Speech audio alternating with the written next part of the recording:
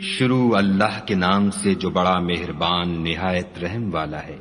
اے محمد صلی اللہ علیہ وآلہ وسلم، جب منافق لوگ تمہارے پاس آتے ہیں تو ازراہ نفاق کہتے ہیں کہ ہم اقرار کرتے ہیں کہ آپ بے شک خدا کے پیغمبر ہیں، اور خدا جانتا ہے کہ در حقیقت تم اس کے پیغمبر ہو، لیکن خدا ظاہر کیے دیتا ہے کہ منافق دل سے اعتقاد نہ رکھنے کے لحاظ سے جھوٹے ہیں۔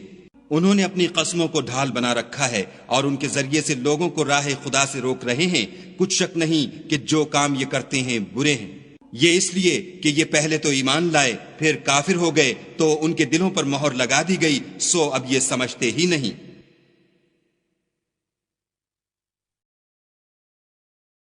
اور جب تم ان کے تناسب اعضا کو دیکھتے ہو تو ان کے جسم تمہیں کیا ہی اچھے معلوم ہوتے ہیں، اور جب وہ گفتگو کرتے ہیں تو تم ان کی تقریر کو توجہ سے سنتے ہو، گویا لکڑیاں ہیں جو دیواروں سے لگائی گئی ہیں، بزدل ایسے کہ ہر زور کی آواز کو سمجھیں کہ ان پر بلا آئی۔ یہ تمہارے دشمن ہیں، ان سے بے خوف نہ رہنا، خدا ان کو ہلاک کرے، یہ کہاں بہہ کے پھرتے ہیں۔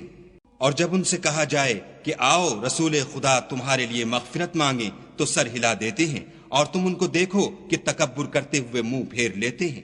تم ان کے لیے مغفرت مانگو یا نہ مانگو، ان کے حق میں برابر ہے، خدا ان کو ہرگز نہ بخشے گا، بے شک خدا نافرمان لوگوں کو ہدایت نہیں دیا کرتا۔ یہی ہیں جو کہتے ہیں کہ جو لوگ رسول خدا کے پاس رہتے ہیں ان پر کچھ خرچ نہ کرو، یہاں تک کہ یہ خود بخود بھاگ جائیں، حالانکہ آسمانوں اور زمین کے خزانے خدا ہی کے ہیں، لیکن منافق نہیں سمجھتے۔ کہتے ہیں کہ اگر ہم لوٹ کر مدینے پہنچے تو عزت والے ذلیل لوگوں کو وہاں سے نکال باہر کریں گے، حالانکہ عزت خدا کی ہے اور اس کے رسول کی اور مومنوں کی، لیکن منافق نہیں جانتے۔